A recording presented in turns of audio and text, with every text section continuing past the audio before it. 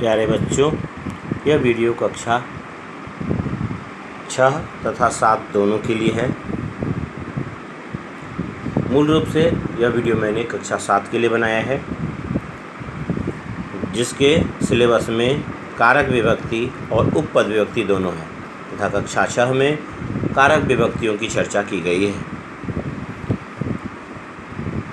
आप सभी इस बात को ध्यान से सुने और समझने का प्रयास करें तथा इसे सुनकर लिखेंगे। यहाँ एक तालिका बनी हुई है, जिस तालिका में दिख रहा है कि प्रथमा, द्वितीया, तृतीया, चतुर्थी, पंचमी, षष्ठी, सप्तमी, संबोधन। उसके बगल में कारक लिखा हुआ है। कर्ता, कर्म, करण, संप्रदान, अपादान, संबंध, अधिकरण, संबोधन। हिंदी में जिन शब्दों को कारक कहते हैं वही शब्द संस्कृत में विभक्ति बनकर लगाए जाते हैं, और जो पहला कारक होता है उसमें पहली विभक्ति लगती है, दूसरे कारक में दूसरी विभक्ति, तीसरे कारक में तीसरी विभक्ति, चौथे कारक में चौथी विभक्ति, और पांचवें कारक में पांचवीं विभक्ति, और छठे कारक में छठी विभक्ति, और सातवें कारक में सातवीं विभक्ति लगाई जाती है। और उन्हीं शब्दों को, चूँकि विभक्ति स्त्रीलिंग का शब्द है, इसलिए इसे प्रथमा, द्वितीया, तृतीया, चतुर्थी, पंचमी, षष्ठी और सप्तमी के नाम से जानते हैं। अंत में संबोधन है। हम किसी को बुलाने पुकारने के लिए संबोधन शब्द का प्रयोग करते हैं, उसे भी कारक माना जाता है, लेकिन हाँ, उसे संस्कृत में भी संबोधन के ही नाम से जानते हैं। अब कारक है क्या? क्रिया का सीधा संबंध वाक्य के जिस शब्द के साथ जाना जाए वह कारक कहलाता है।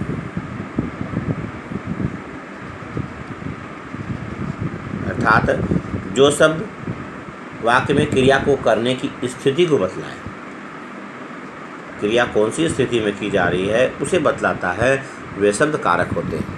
इसलिए कहा गया है क्रियायाः प्रत्यक्ष संबंधी कारक विभक्ति। क्रियायाः प्रत्यक्ष संबंधी कारक विभक्ति, अर्थात क्रिया का प्रत्यक्ष संबंधी कारक होता है। क्रिया का सीधा संबंधी, यानी संबंधी, जो संबंधी कहते हैं ना, पहले हमारा रिलेटिव, वैसे रिलेटिव वर्ड्स जो होते हैं उससे जुड़े हुए का डायरेक्ट में जो क्रिया से जुड़ा होता है उसे कारक कहते हैं। क्रियान्वित्वम कारकत्वम, क्रियान्वित्वम कारकत्वम, अर्थात क्रिया का सीधा जो क्रियान्वित होता है वही कारक कहलाया जाता है। मूलतः संस्कृते षट् कारकाः सन्ति, यानी मूल रूप से संस्कृत में 6 कारक होते हैं। संबंध कारक और संबोधन कारक को कर्ता कारक का ही भेद माना जाता है, लेकिन हिंदी में हम लोग 8 कारक पढ़ते हैं, इसलिए उसके अनुसार से हम लोग यहाँ पर उसे 8 श्रेणी में रखेंगे। और क्योंकि जैसे कहते हैं कि राम का भाई, तो राम ना कह के राम का भाई कहते हैं, तो वहाँ पर संबंध होता है। और संबोधन को भी कर्ता के साथ में लगाते हैं, जैसे कहते हैं हे राम अत्र आगच्छ, यहाँ आओ, तो इस अनुसार से कहेंगे। तो इसलिए कहा जाता है कि यह संबंध कारक और संबोधन कारक, यह कारक के ही भेद माने गए हैं। इस प्रकार से अलग अलग विभक्तियाँ लगी होने के कारण से कारक 8 होते हैं। लेकिन संस्कृत में इसे अलग से नहीं दर्शाया जा सकता है। हिंदी में जिस प्रकार से हम लोग कहते हैं, जैसे कहते हैं राम ने खाना खाया, तो राम के साथ ने लगा है तो यह करता है। कहते हैं मोहन को किताब दे दो, हैं, या कहते हैं वह मोहन को देखता है। इसमें 2 जगह को है। मोहन को किताब दे दो तो यह हो जाएगा देने के अर्थ में संप्रदान कारक। मोहन को किताब दे दो, और कहेंगे कि वह मोहन को देखता है, तो किसको देखता है? तो मोहन को देखता है, तो मोहन के साथ को लगा हुआ है। इस प्रकार से कहने का अर्थ है कि हिंदी में विभक्ति अलग से लगाई जाती है। जो विभक्ति अलग से लगी होती है वह एक शब्द का अंश होता है और उस शब्द के अंश को शब्दांश कहते हैं और वह शब्दांश परसर्ग कहलाता है। हिंदी व्याकरण में उसे परसर्ग के नाम से जानते हैं। जो आप हिंदी व्याकरण में पढ़ोगे तो हिंदी व्याकरण में देखते हैं तालिका में लिखी होती है कर्ता के बगल में ने चिन्ह लिखा होता है, चिन्ह भी लिखा होता है। तो कर्ता ने कर्म को करण से या कोमा देकर लिखा होता है के द्वारा। संप्रदान को या के लिए, जो अभी मैंने कहा कि राम को, जैसे कहेंगे कि रमेश को धन दे दो तो दे दो, तो क्या दे दो, तो धन दे दो। तो किसको दे दो, तो रमेश को दे दो। यहाँ पर धन हो जाएगा कर्म कारक और रमेश हो जाएगा संप्रदान कारक। ऐसी स्थिति में तो को अथवा के लिए या किसी के लिए कोई काम करें। अपदान कारक में भी से लगता है, यानी किसी से कोई चीज़ अलग होता है। वैसी स्थिति में से लगता है अपदान से। संबंध का के की रारेरी अधिकरण में पर संबोधन हे अजी अहो अरे। अब इसी को संस्कृत में देखें। सिंपल में जो हम लोगों ने पहले पढ़ा, जब हम लोग संस्कृत पढ़ते हैं शुरुआत में हम लोगों ने जाना कि पुल्लिंग के शब्द में विसर्ग लगा होता है, स्त्रीलिंग के शब्द में आ की मात्रा लगी होती है और नपुंसक लिंग के शब्द में अम की मात्रा लगाई जाती है। वह जो संज्ञा शब्द का रूप बना अलग अलग, उस शब्द के साथ में जब हम सामान्य रूप से क्रिया को लगाना सीख जाते हैं, जैसे कहेंगे कि रामः पठति, राम पढ़ता है, तो यह जान रहे हैं कि राम पुल्लिंग का शब्द है और पठति मतलब होता है पढ़ता है। या कहेंगे सह पठति, वह पढ़ता है, यह सह क्या है, सर्वनाम का शब्द है और रामः क्या है, यह भी सर्वनाम का, यह भी संज्ञा का शब्द है। संज्ञा या सर्वनाम का शब्द जो उस क्रिया को कर रहा है तो उसका सीधा संबंध क्रिया के साथ दर्शाया जा रहा है। वैसे वाक्य में सबसे छोटे लघु वाक्य में, यानी 2 शब्दों के वाक्य में, जिसमें कहते हैं रामः पठति या सह पठति, तो इन 2 शब्दों के वाक्य में पठति क्रिया है और रामः या सह या संज्ञा या सर्वनाम के जो शब्द हैं इन्हीं को कर्ता कहते हैं। तो अगर कर्ता कारक के बारे में कोई पूछे तो यह कह सकते हैं कि काम को करने वाला, काम को करने वाला कर्ता होता है और कर्ता कारक के वाक्यों में कर्ता और क्रिया के अलावा कोई दूसरा शब्द नहीं होता है।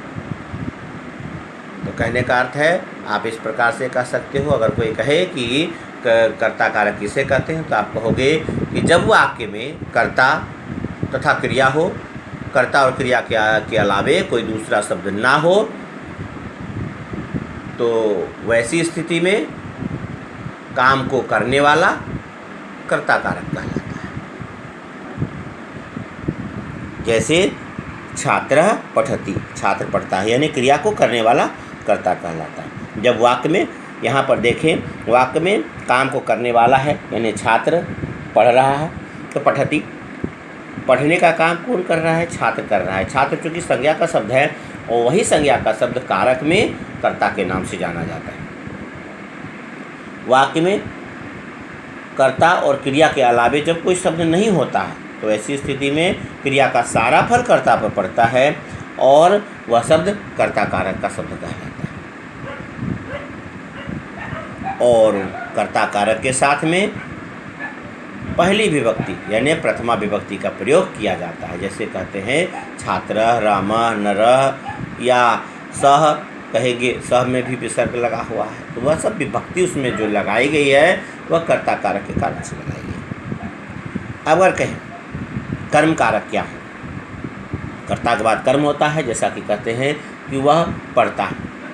इसमें यह भी कह सकते हैं कर्ता कारक के लिए कि क्रिया के साथ में अगर कौन शब्द लगाएं, यानी कौन शब्द करके प्रश्न करें, यानी कौन पढ़ता है, तो उसका जवाब जिस शब्द से आए तो वह शब्द कर्ता कारक का शब्द होता है। पहचान के लिए यह भी आप पहचान सकते हो उस प्रकार से। जैसे कहेंगे कि रामा पठति, तो कह पठति कौन पढ़ता है, तो रामा पठति, तो रामा कर्ता कारक का शब्द है। अब है कर्म कारक। कर्म कारक किसे कहते हैं? जब वाक्य में कर्ता हो और क्रिया भी हो। कर्ता तथा क्रिया,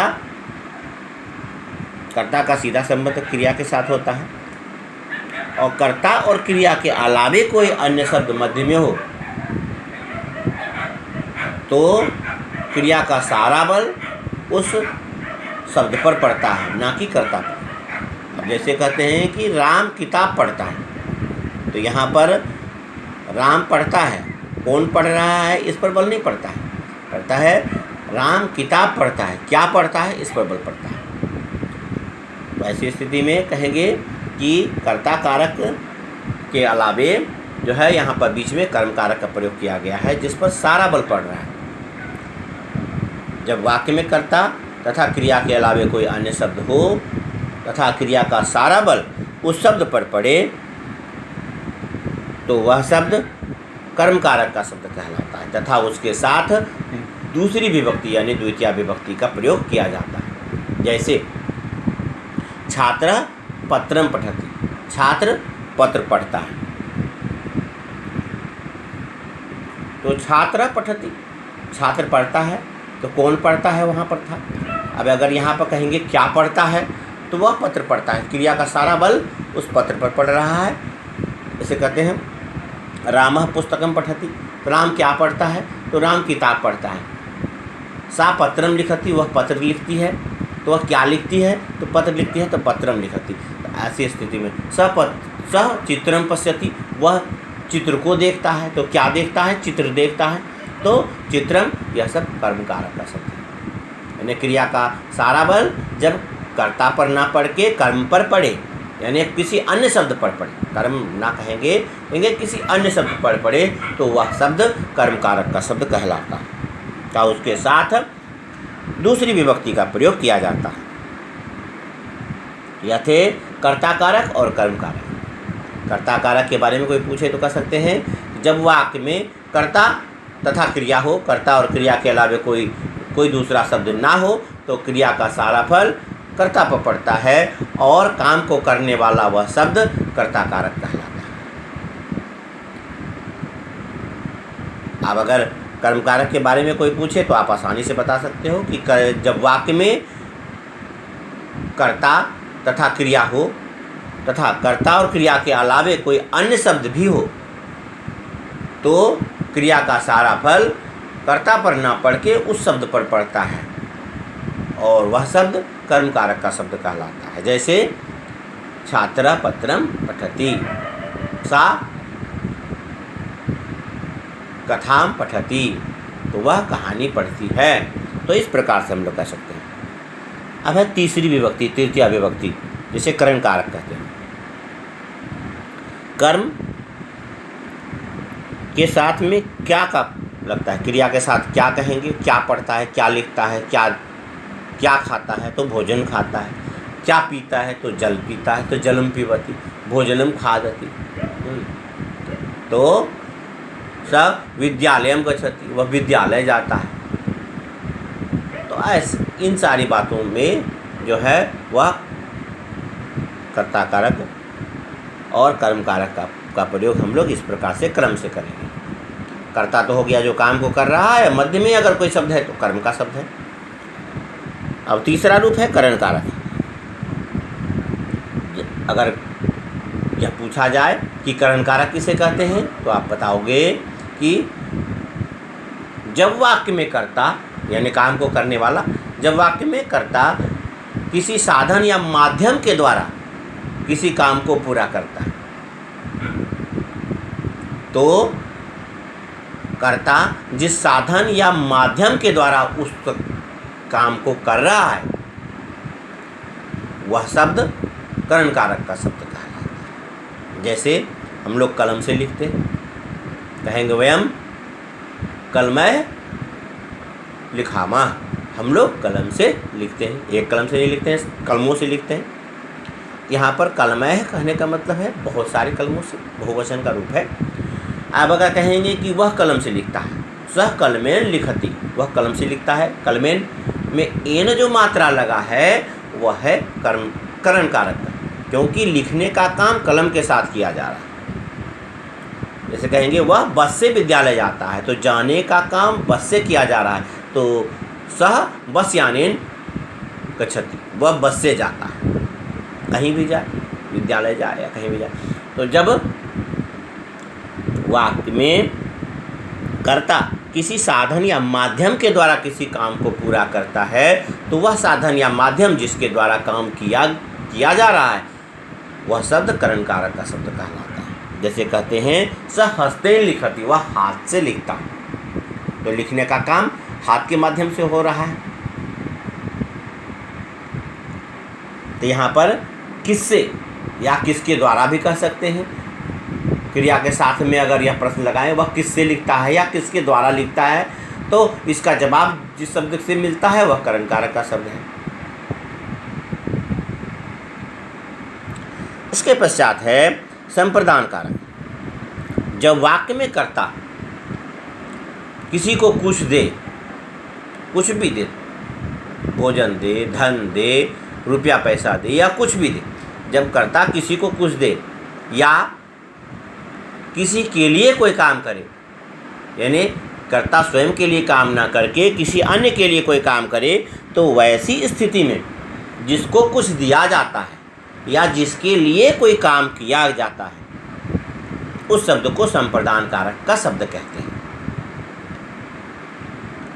जब वाक्य में कर्ता किसी को कुछ देता है या किसी अन्य के लिए कोई कार्य करता है, स्वयं के लिए काम ना करके किसी अन्य के लिए कार्य करता है, तो जिसको कुछ दिया जाता है या जिसके लिए कोई काम किया जाता है वह शब्द संप्रदान कारक का शब्द कहलाता है, और उसमें चौथी विभक्ति यानी चतुर्थी विभक्ति का प्रयोग किया जाता है।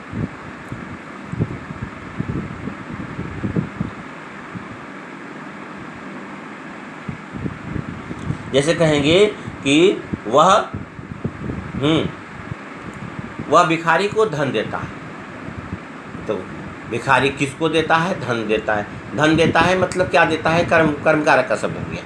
वह सधनम ददाती कह देंगे, सधनम ददाती, वह धन देता है। अब किसको देता है यह कहेंगे तो जिसको दे रहा है उसके साथ जो विभक्ति लगेगी वह होगी संप्रदान कारक की विभक्ति, तो उसके साथ में आय की मात्रा लगती है, भिक्षुकाय कहेंगे। स भिक्षुकाय धनम ददाती, यानी या नहीं तो ददाती के स्थान पर अब जो है व्याकरण में यक्षति का प्रयोग करते हैं। पहले ददाती का प्रयोग किया जाता था लेकिन इसे बदल दिया गया है। यक्ष शब्द भी शास्त्रों में है, इसलिए कहते हैं यक्षति।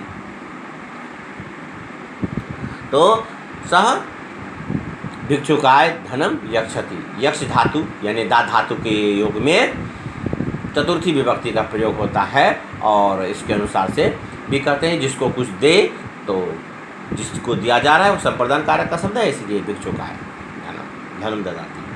अब कहें कि पिता पुत्र के लिए पुस्तक लाते हैं, आप स्वयं के पढ़ने के लिए तो कोर्स की किताब नहीं लाएंगे ना, तो कहते हैं पिता पुत्र के लिए पुस्तक लाते हैं, तो पिता पुत्राय पुस्तकम आनयति। तो जैसे भिक्षुकाय में आय लगा था वैसे ही पुत्राय में भी आय लगा। जब कर्ता स्वयं के लिए कार्य ना करके किसी अन्य के लिए कार्य करे या किसी को कुछ दे, तो जिसके लिए काम किया जाता है या जिसे कुछ दिया जाता है उसे संप्रदान कारक का शब्द कहते हैं, और उस शब्द के साथ चतुर्थी विभक्ति का प्रयोग किया जाता है। जैसे यहाँ एक उदाहरण है, सह मोदाय खेलती, वह प्रसन्नतापूर्वक खेले, यानी प्रसन्नता के लिए, हाँ प्रसन्नता के लिए, खुश होने के लिए।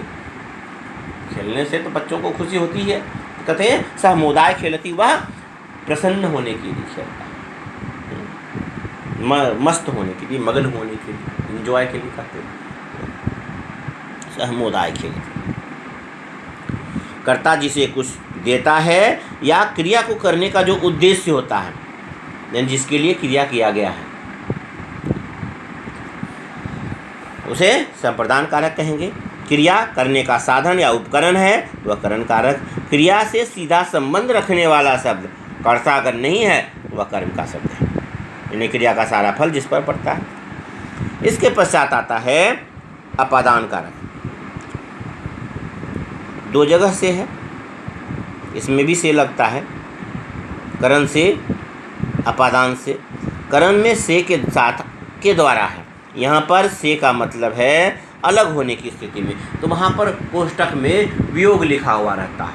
वियोग मतलब बिछोह होता है, अलगाव होता है। जब कर्ता का किसी के साथ, जब वाक्य में कर्ता का किसी के साथ अलगाव हो या कर्ता का किसी के साथ वियोग की स्थिति उत्पन्न होती हो, तो जिससे कर्ता अलग होता है, चाहे वह कोई वस्तु हो, व्यक्ति हो या स्थान हो, जिससे कर्ता अलग होता है, उस शब्द के साथ में पंचमी विभक्ति का प्रयोग करते हैं और वह शब्द अपादान कारक शब्द कहलाता है। इस प्रकार से हम कह सकते हैं कि अपादान कारक किसे कहते हैं? जब वाक्य में कर्ता किसी खास व्यक्ति, वस्तु या स्थान से अलग होता है या उसका किसी के साथ अलगाव की स्थिति उत्पन्न होती है, तो जिससे वह अलग हो रहा है या जिसके साथ अलगाव की स्थिति उत्पन्न होती है, उस शब्द को हम लोग अपादान कारक का शब्द कहेंगे। जैसे कहते हैं सह अश्वात् पतति, वह घोड़े से गिरता है, तो घोड़े पर बैठा था, घोड़े से नीचे गिर गया, तो घोड़े से अलग होकर गिरता है, अश्वात् पतति। अब कहेंगे कि सह वृक्षात् पतति, वह पेड़ से गिरता है, तो पेड़ पर बैठा था, पेड़ से गिर रहा है। इस प्रकार से कह सकते हैं, वहाँ से अलग हो रहा है। या हम लोग विद्यालय आते हैं, गांव से विद्यालय आते हैं, तो सह ग्रामात् विद्यालयम् आगच्छति, वह गांव से विद्यालय आता है, तो गांव को छोड़कर आ रहा है विद्यालय। अब यह कहें कि श्रमिकः ग्रामात् नगरम गच्छति, मजदूर गांव से शहर जाता है, तो गांव को छोड़कर जा रहा है, तो गांव से अलग होकर जा रहा है। तो ऐसी स्थिति में इन सभी शब्दों के साथ में, ग्रामात् के साथ में, वृक्षात् के साथ में, अश्वात् के साथ में पंचमी विभक्ति का प्रयोग किया गया है, क्योंकि वहाँ पर कोई था, उसके होने की स्थिति थी, लेकिन वहाँ से वह अलग हो रहा है, इसलिए अलगाव या वियोग की स्थिति उत्पन्न हो रही है, इसलिए कहते हैं कि उसे वह पंचमी विभक्ति है और अपादान कारक का शब्द है। जैसे कहते हैं कि भिक्षुका देवालयात् बहिः तिष्ठति, मंदिर से बाहर बैठता है, मंदिर के बाहर, तो मंदिर से अलग होकर बाहर बैठता है, तो देवालयात् बहिः तिष्ठति।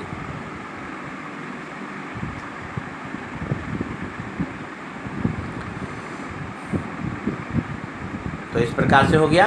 तो इसे कहते हैं जिससे अलग होने का भाव प्रकट हो, तो जिससे अलग हो रहा हो, तो उसके साथ में पंचमी विभक्ति का प्रयोग करते हैं। जैसे फलम वृक्षात् पतति, फल वृक्ष से गिरता है, वृक्ष में फल लगा हुआ था, वहाँ से गिर गया, जहाँ पर डंठी में लगी थी, फल नीचे गिर गया, और ऐसी स्थिति में कहते हैं तो डंठल से अलग हो गया, ज़मीन पर गिर गया। भूमो पतति, भूमि पर गिरता है, तो वह अलग होने की स्थिति है। पुस्तकम, अब क्या कहे, किताब हाथ से गिरता है, तो पुस्तकम हस्तात् पतति, किताब हाथ से गिरता है, तो हाथ में किताब था, नीचे गिर गया, लाइक दैट। अब यह कहे कि षष्ठी विभक्ति यानी संबंध कारक।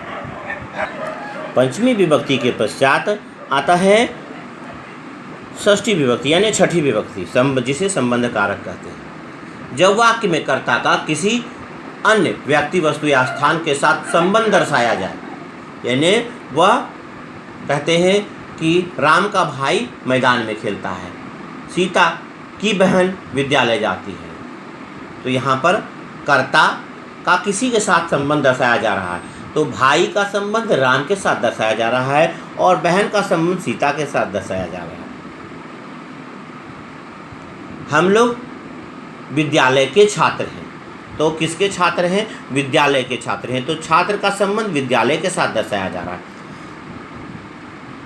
तो जब वाक्य में कर्ता का किसी अन्य व्यक्ति, वस्तु या स्थान के साथ संबंध दर्शाया जाए तो वैसी स्थिति में जिसके साथ कर्ता का संबंध दर्शाया जाता है उसे संबंध कारक का शब्द कहते हैं। तथा संज्ञा शब्दों के साथ का, के, की का प्रयोग करते हैं।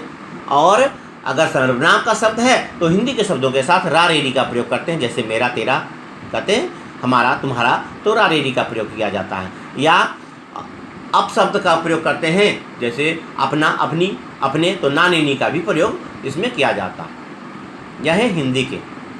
और इसी के स्थान पर जिस शब्द चिन्ह का प्रयोग करेंगे वह विभक्ति षष्ठी विभक्ति कहलाती है। जैसे अगर हिंदी का शब्द है तो यानी उसमें तो कहते हैं राम का भाई, तो कहेंगे रामस्य भ्राता। आप कहेंगे सीता की बहन, तो सीतायाः भगिनी। भगिनी का मतलब होता है बहन, तो कहे सीतायाः भगिनी विद्यालयं गच्छति, सीता की बहन विद्यालय जाती है। रामस्य भ्राता क्रीड़ा क्षेत्रे खेलती, खेल के मैदान में खेलता है। इस प्रकार से कह सकते हैं। अब जैसे यहाँ पर कहा गया है इदम सुधाया पुस्तकम, यह सुधा की किताब है। तो किसकी किताब? सुधा की किताब। तो सुधाया के साथ में यहाँ पर षष्ठी विभक्ति लगाई गई है। जैसे कहते हैं हम लोग विद्यालय के छात्र हैं, तो वयम अस्य विद्यालयस्य छात्राः स्मः, हम लोग इस विद्यालय के छात्र हैं। वयम अस्य विद्यालय से, अस्य इसलिए लगाया क्योंकि इस कह रहे हैं ना, तो यह इस शब्द विद्यालय के लिए विशेषण है, और विशेषण में भी वही विभक्ति लगती है जो विद्यालय में लगती है। इसलिए कहेंगे वयम अस्य विद्यालयस्य छात्राः स्मः। स्मः सहायक क्रिया है, वह बहुवचन में, उत्तम पुरुष के बहुवचन में लगाई जाती है। अस्मि स्वस्म, तो वैसे उस अनुसार से कहेंगे हम लोग इस विद्यालय के छात्र हैं। यहाँ विद्यालय से शब्द के साथ में षष्ठी विभक्ति लगाई गई है।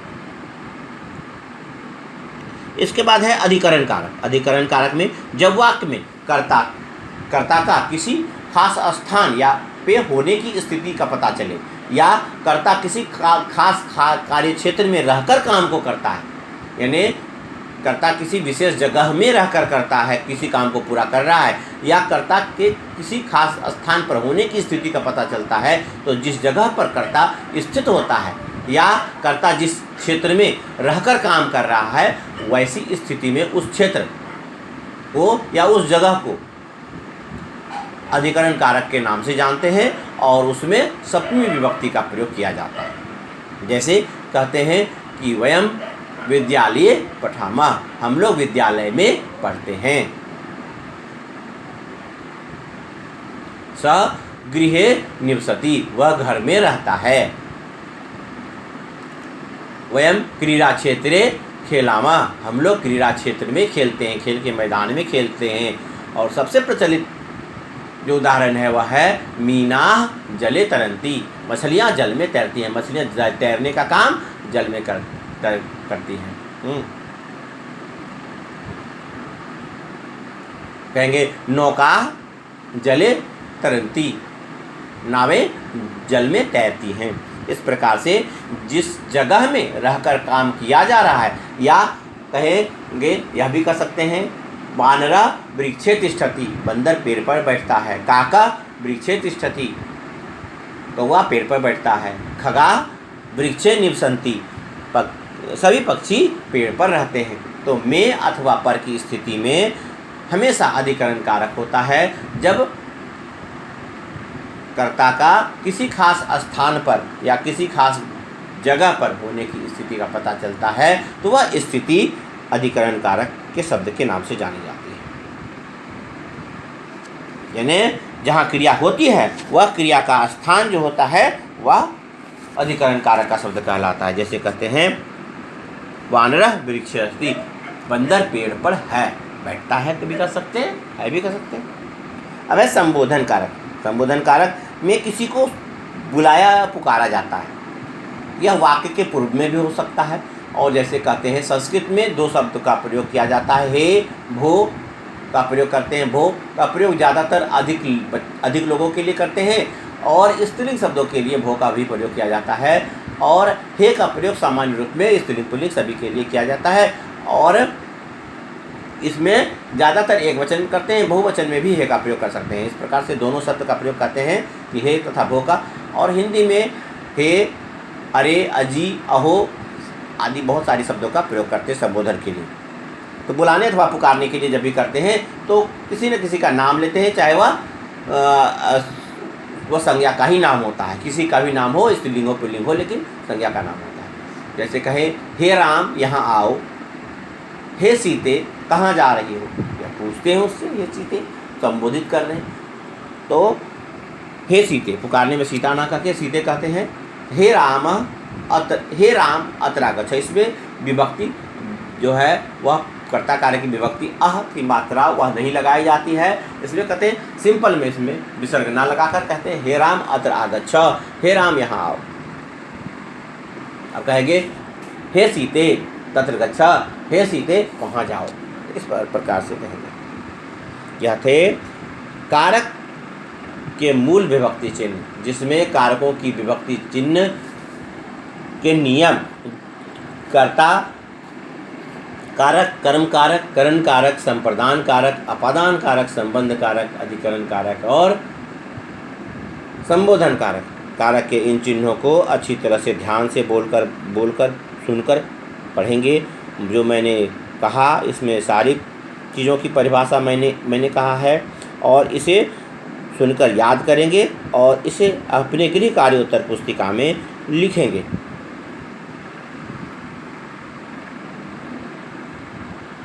इस पर वाक्य का अभ्यास कक्षाओं में कराया जाएगा, यह परीक्षाओं में पूछा जाता है।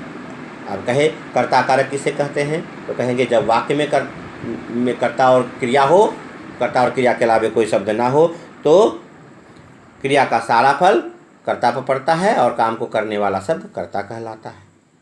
जब वाक्य में कर्ता और क्रिया के अलावे कोई अन्य शब्द हो और क्रिया का सारा फल उस शब्द पर पड़े तो वह कर्मकारक का शब्द होता है, उसे कर्मकारक का शब्द कहते हैं। जब वाक्य में कर्ता किसी साधन या माध्यम के द्वारा किसी काम को करता है तो वह साधन या माध्यम जिसके द्वारा काम किया जा रहा है वह कर्मकारक का शब्द होता है। जब वाक्य में कर्ता किसी को कुछ देता है या जिसके लिए कोई काम करता है तो जिसको कुछ देता है या जिसके लिए काम करता है वह शब्द संप्रदान कारक का शब्द कहलाता है। जब वाक्य में कर्ता किसी से अलग होता है या कर्ता का किसी स्थान, व्यक्ति, वस्तु के साथ अलगाव की स्थिति उत्पन्न होती है तो वैसी स्थिति में जिससे कर्ता अलग होता है या जिसके साथ अलगाव की स्थिति उत्पन्न होती है उस जगह या स्थान या व्यक्ति के साथ में अपादान कारक की मात्रा यानी कि विभक्ति लगाई जाती है। अब जब कर्ता का किसी अन्य के साथ संबंध दर्शाया जाए तो जिसके साथ कर्ता का संबंध दर्शाया जाता है उसके साथ संबंध कारक की विभक्ति लगाते हैं। जब कर्ता किसी खास स्थान पर रहकर या किसी खास जगह में रहकर काम को करता है तो वैसी स्थिति में कर्ता जहाँ पर रहकर काम करता है या जिस जगह में कर्ता होता है होने की स्थिति का पता चलता है उसके साथ में अधिकरण कारक की विभक्ति लगाते हैं। इस वीडियो को सुने, अपने अनुसार से समझें और अभ्यास करें। धन्यवाद।